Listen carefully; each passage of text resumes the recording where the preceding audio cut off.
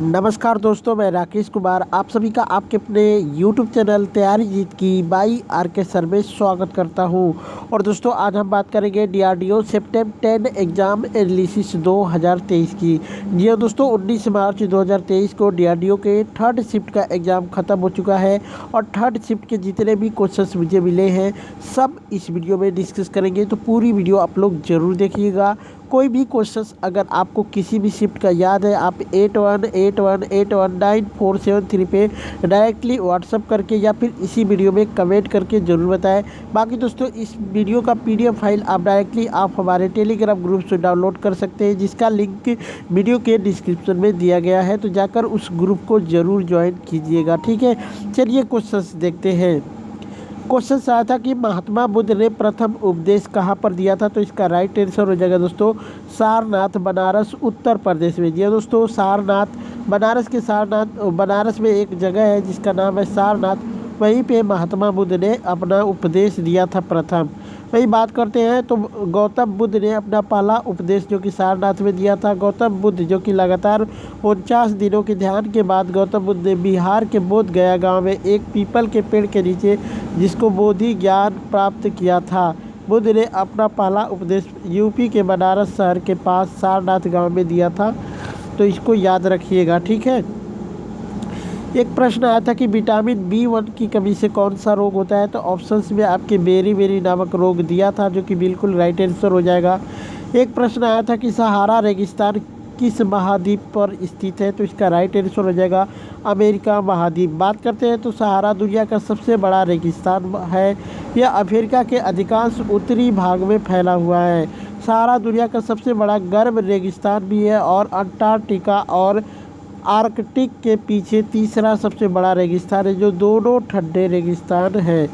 ठीक है, बात करते हैं दोस्तों, सहारा पृथ्वी पर सबसे कठोर वातावरण में से एक है, जो 3.6 मिलियन वर्ग मील यानी 9.4 मिलियन वर्ग किलोमीटर को आवरण करता है। लगभग एक तिहाई अफ्रीकी महाद्वीप संयुक्त राज्य अमेरिका के आकार, जो कि अलास्का और हवाई सहित के बारे में है। रेगिस्तान का नाम अरबी शब्द से आया है जिसका अर्थ है रेगिस्तान। सहारा पश्चिम में अटलांटिक महासागर, पूर्व में लाल सागर, उत्तर में भूमध्य सागर और दक्षिण में साहेल जो कि सवाना से घिरा हुआ है। विशाल रेगिस्तान जो कि 11 देशों में फैला है, जिसमें अल्जीरिया, चाड, मिस्र, लीबिया, माली, मौरिटानिया, मोरक्को, नाइजर, पश्चिमी सहारा, सूडान और ट्यूनीशिया शामिल है। ठीक है, तो इनको आप लोग याद रखिएगा।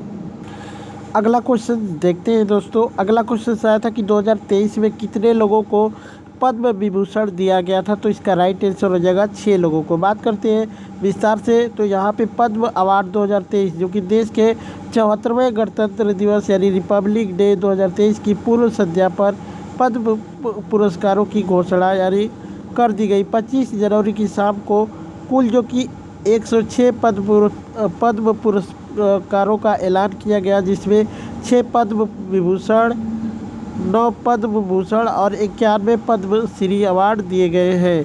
ठीक है, एक प्रश्न आया था दोस्तों कि किस अनुच्छेद के तहत राष्ट्रपति जो कि राष्ट्रीय आपातकाल की घोषणा करते हैं, आपातकाल इसमें लगाते हैं या फिर राष्ट्रीय आपातकाल की घोषणा करते हैं, तो अनुच्छेद हो जाएगा 352।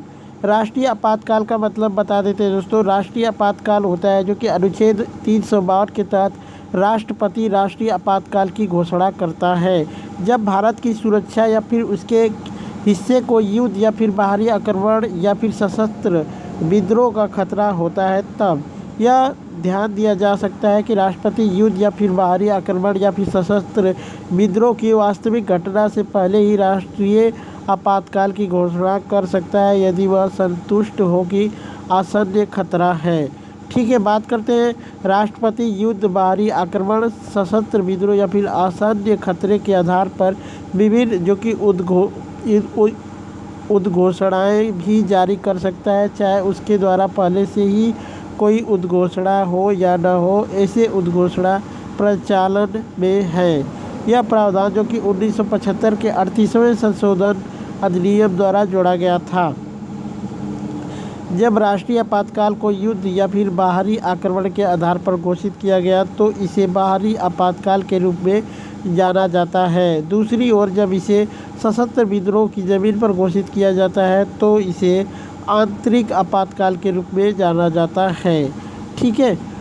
एक प्रश्न आया था दोस्तों कि इनमें से कौन बिहारी चित्रकला है, तो मधुबनी ऑप्शन में था, जो आपकी राइट आंसर होगा।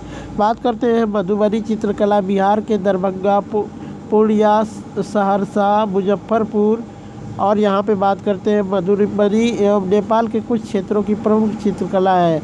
प्रारंभ में रंगोली के रूप में रहने के बाद यह कला धीरे धीरे आधुनिक रूप में कपड़ों, दीवारों एवं कागज़ पर उतर आई। मधुबनी चित्रकला बिहार की एक जो कि विश्व विख्यात चित्रकला शैली है। ठीक है। एक प्रश्न आया था कि चाणक्य कौन से विश्वविद्यालय के आचार्य थे, तो तक्षशिला विश्वविद्यालय आपका राइट आंसर हो जाएगा। वही बात करते हैं दोस्तों, कौटिल्य भी कहा जाता है चाणक्य को, तो कौटिल्य की शिक्षा दीक्षा जो कि प्रसिद्ध नालंदा विश्वविद्यालय में हुई थी। प्रारंभ से ही होनहार छात्र के रूप में अपनी एक विशेष पहचान बनाने वाले चाणक्य अध्ययन समाप्ति के बाद नालंदा विश्वविद्यालय में ही पढ़ाने लगे थे। एक शिक्षक के रूप में उनकी ख्याति आसमान की ऊंचाइयों को स्पर्श कर रही थी। तो ऑप्शंस बताइएगा, तक्षशिला दिया होगा तो वो कर सकते थे। ठीक है। एक प्रश्न आया था कि राज्यसभा धन विधेयक को कितने दिन तक रोक सकता है, तो इसका राइट आंसर हो जाएगा दोस्तों 14 दिनों तक। बात करते हैं दोस्तों, तो राज्यसभा केवल 14 दिनों की अधिकतम अवधि के लिए धन विधेयक को रोक सकती है। धन विधेयक केवल लोकसभा में ही प्रस्तुत किया जा सकता है, राज्यसभा में नहीं। यह केवल राष्ट्रपति की सिफारिश पर मंत्री द्वारा पेश किया जाता है। इसे राज्यसभा द्वारा संशोधित या फिर अस्वीकार नहीं किया जा सकता और राज्यसभा को सिफारिश के साथ या फिर बिना बिल वापस करना चाहिए। सिफारिश को लोकसभा द्वारा स्वीकार या फिर अस्वीकार किया जा सकता है। वही बात करते हैं दोस्तों, यह अध्यक्ष के प्रमाणीकरण के बाद राज्यसभा को प्रेषित किया जाता है और धन विधेयक के मामलों में संयुक्त बैठक का कोई प्रावधान नहीं है। एक प्रश्न आया था दोस्तों कि अनुच्छेद 21A किससे संबंधित है, तो ये 6 से 14 साल के बच्चों को मुफ्त और अनिवार्य शिक्षा का प्रावधान किया गया है।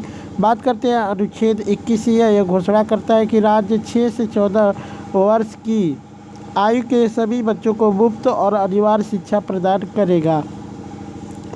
यह प्रावधान केवल प्रारंभिक शिक्षा को मौलिक अधिकार बनाता है। इसे 2002 के 86वें संविधान संशोधन अधिनियम द्वारा जोड़ा गया था। और बात करते हैं दोस्तों, तो ये भारत के संविधान का 11वां मौलिक कर्तव्य था। इससे पहले 44वें संविधान संशोधन के द्वारा 10 मौलिक कर्तव्य को भारतीय संविधान में जोड़ा गया था। ठीक है। नेक्स्ट क्वेश्चन देखते हैं।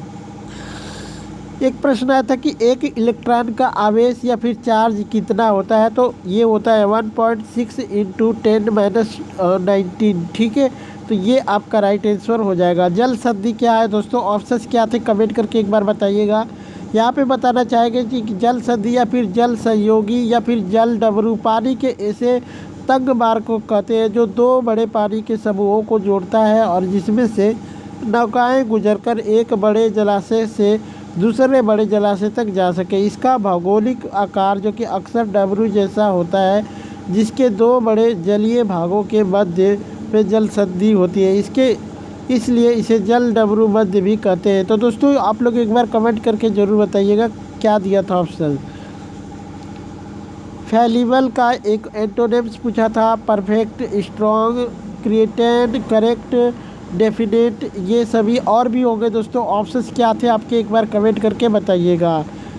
एक इसका स्पेलिंग एरर पूछा था, यानी शुद्ध वर्तनी पूछा था दोस्तों सोवेनियर का। ठीक है।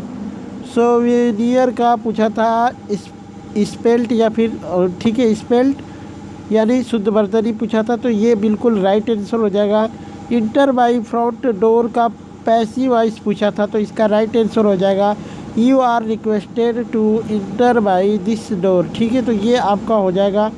ये तो धातु अयस्क है, तो कागज़ क्या है, तो दोस्तों ये पल्प हो जाएगा। पल्प बच्चे ने बताया, देखिए आप बताइएगा क्या हो सकता है। तो दोस्तों ये थे आज के थर्ड शिफ्ट के क्वेश्चन। बाकी वीडियो कैसी लगी कमेंट करके एक बार ज़रूर बता देना।